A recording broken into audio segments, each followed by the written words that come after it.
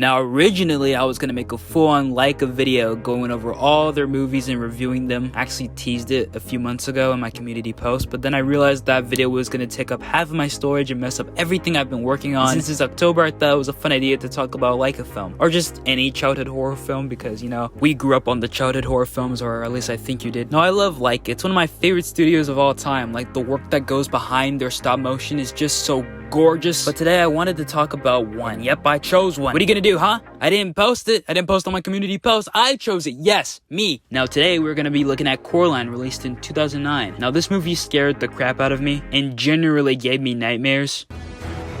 You dare disobey your mother! Yep, point still stands. And yes, I know countless channels have talked about it. Okay, leave me alone. I'm not that original. Leave me alone. This is my take, okay? I just wanted to give my thoughts after watching it with my siblings, and boy, I have a lot to get off my chest. So, ladies and gentlemen, get your Halloween treats and let us talk about the masterpiece that is Coraline. And quick little thing before we start the video, I just want to say that a good friend of mine named Elizabeth reminds me of her. I don't know why, she just does. Her cool aesthetic just gives me her vibes, and she's just so bright and colorful, just like Coraline. So Elizabeth, I don't know if you'll ever see this, but you just give me those amazing, fantastic vibes.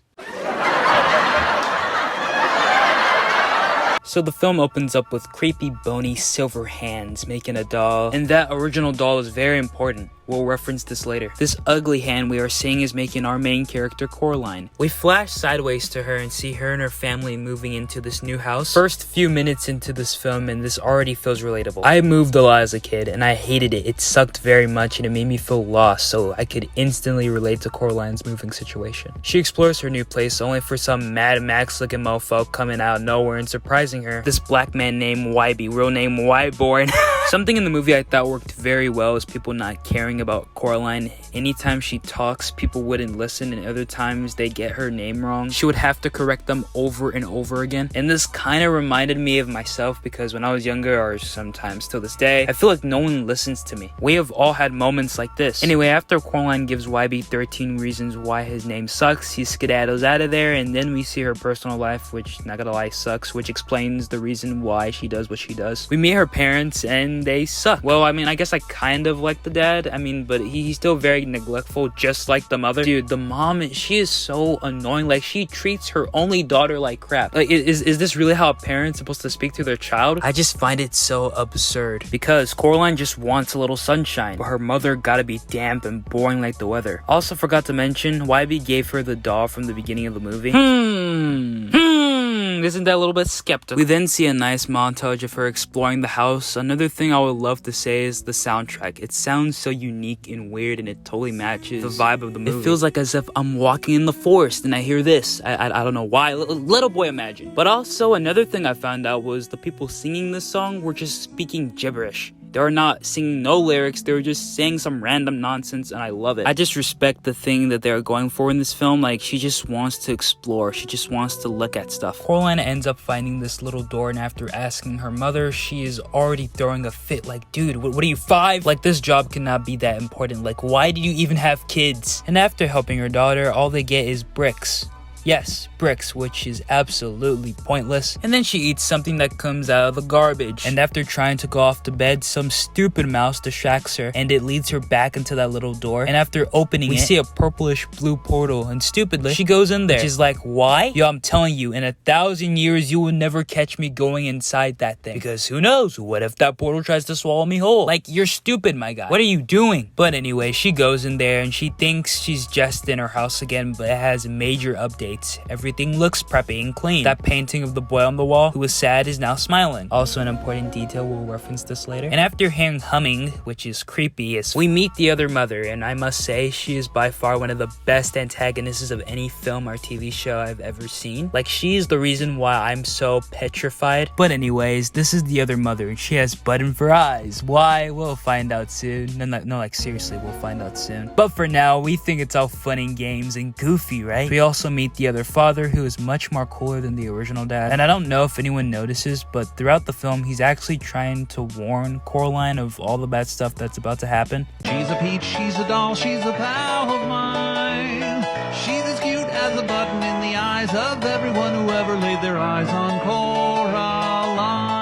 But she's not gonna catch on immediately. And after eating all this food that gets me bricked up, the other mother shows Coraline her awesome, sweet room. You know, creatures and magical stuff, just like a Disney movie. And she also heals her hand, only for her to wake up the next morning feeling as if this was all a dream. But that poison oak is healed. So was it a dream? The next morning, after Coraline gets insulted by her mother, bro, what kind of mother is she? Meets her pot-bellied, weird Russian neighbor, Bobensky.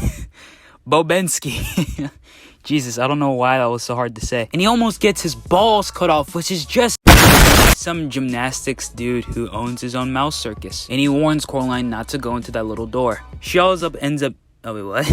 She also meets her other neighbors, April and Miriam, which is like... Nah, I'm just playing, but for real though. Like, bro, what is this design? Kids like myself back in the day were watching this. But anyway, they read these tea leaves warning Coraline not to go into the other world she thought was a dream. But of course, Coraline, being Coraline, she baits the mouse to come into her room, leading for everything to start how it did in the first place. She runs into her other parents again, and they show her the garden, and it's her. The other mother also mutes Wybie. And Bobensky has a mouse circus, in which Coraline watches, and it looks very good. This is the part of the movie that I also like. The amazing stop motion that went behind it. Like, they worked very hard, and I love it. But it seems like things are getting much better in the other world, and in the real world, things are getting boring and lame, and I'm Coraline, I hate life. After waking up in the real world, she finds out that the door is locked, which is not good for her because she really wants to know if these quote-unquote dreams are actually real. We then see a scene when Coraline just wants to get colorful gloves. Just the gloves, man. She just wants to get gloves, and her stupid mother is so damp and boring and stupid, and I hate her. And after getting home, the mom tries to make it up to her by getting her food. So after Coraline's mother leaves, she goes to the counter and tries to find the button key. And after opening the door, she realizes that this whole time it hasn't been a dream. She actually has been going to another world. We also get a scene where the black cat finally talks, you know what I'm saying? Like, he's talking in the other world. And he's basically there to tell her that this whole place may seem like a wonderful Disneyland, like where you can get everything you want. Well, it ain't.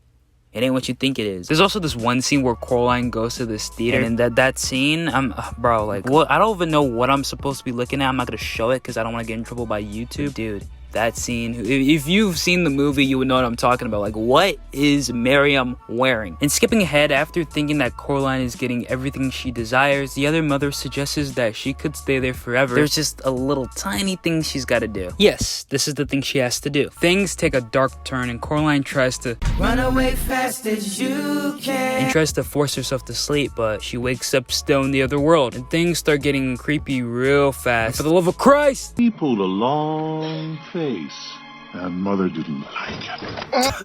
This whole movie is just poor other father. After leaving because she's scared and confused, the cat tells her what's up, and he tells her why the world seems to be so perfect, the world that she has always envisioned. Moving along, the other mother is getting tired of Coraline's rebellious behavior. She's sick of it. So she ends up turning into this skinny, ugly woman and grabs her by the nose, which is just, ouch, like, why? And throws her into a mirror, and this is when we get the infamous ghost children scene, where we see previous victims of the Bell Dam, as they call her. A tall girl, a little boy who I think was the boy in the painting at the house because they have the same clothing and hairstyle.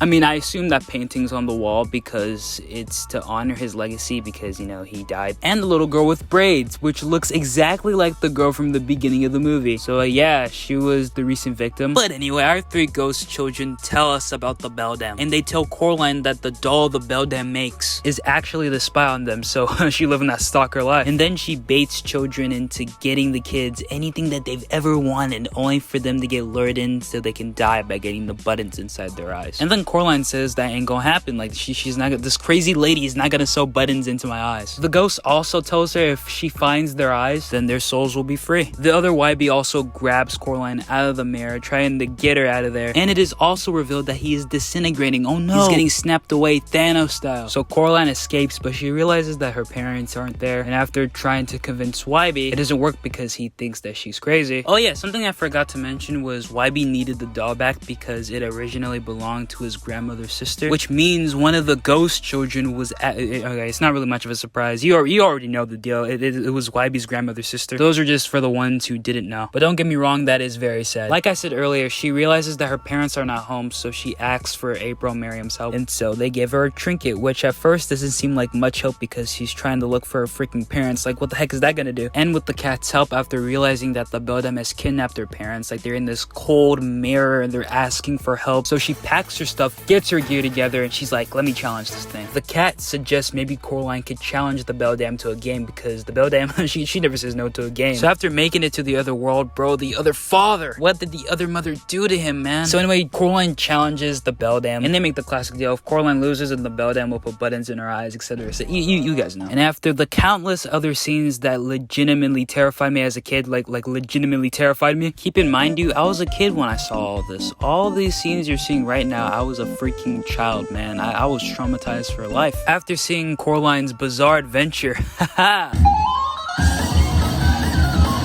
Everything's looking good. She's got the eyes. She's made it through that nightmare feel. We also see the world crumbling apart. And then we also see the true form of the other mother. And Jesus Christ, she's a spider hybrid thingy, metal, whatever. Once again, she genuinely gave me nightmares as a kid. She scared the crap out of me, like her broken, ugly face. And the ghost children even told her that even if Coraline did win, she has to be clever because there's no way that this Beldam's gonna let her leave. So Coraline finds out that her parents are inside the snow globe, throws the kit onto the Beldam's face, grabs the snow globe. Oh no, SpaghettiOs, things are going crazy. But Coraline manages to escape and lock the door because the Beldam is going crazy and says that she'll die without Coraline. She locks the door and snaps off the Beldam's hand. I forgot to mention that. And everything's safe for now. There's also this one part of the film that kind of never made sense to me. After the parents return, they don't remember anything that happened, and they're all of a sudden being nice to her. I don't know, they're just acting very different. Like, they neglect her only for them to act like normal people because they finished their stupid writing crap. Like, this is so... You know what? Never mind. What do I know, huh? I'm not an adult. Anyways, after things seem to be back to normal, the ghost kids tell her that the Beldam is trying to get the key to the small door. Coraline tries to handle the situation, but fails, leading for YB, our Mad Max, to show up and save the day. And the day is saved. The day is saved. And the movie ends with Coraline having a house party with all the people in the neighborhood. And we meet YB's grandmother, and Coraline technically says we have a lot to catch up on. Ugh, finally finished. But I love Coraline, man. It's one of the best movies we've ever gotten. The artistic stop motion is the best part of the film for me. And the horror still works to this day. Like, bro, there were two literal scenes where the Beldam literally got my heart racing. Now, once have I felt that way after watching a childhood Halloween movie. Never. I've never felt that after rewatching it after all these years. So the fact that this movie did it for me, man, that's wild. Despite it having a very creepy and bizarre story, this is a great coming of age story of just being yourself and to just explore. Like, this movie literally gives me a chance to just be my weird, unique self and just explore with my friends and just do other random stuff, which I've actually done. I actually walked to a whole school with my friend just to explore it and live life, man. Don't have crappy parents like Coraline to tell you like, do you, man. And although my little advice might sound stupid and cringy, at the end of the day, you have a choice. So what's it gonna be? Get out the house, explore, go for a little walk like Coraline did, like that little tea, like, you know, just explore, man. I'm saying explore too many times. I better chill out. But no, seriously though, just have fun, be grateful for what you have, and just appreciate that we are all here for each other at the end of the day. So I am done. Thank you guys so much for watching. If you guys enjoyed the video, tell me in the comments what was your favorite part about the movie, or what you like so much about Coraline, or why you relate to her so much. Your thoughts are very interesting to me, so let me know. Here's the Instagram, here's the Twitter, and here's the TikTok. Follow them only if you're interested. If you don't, then it's okay. If you're new and like what you saw, make sure to like and subscribe. Make sure to spread that love, spread that positivity, and I'll see you guys next time. Peace. And in conclusion, dude, like, she reminds me of Elizabeth.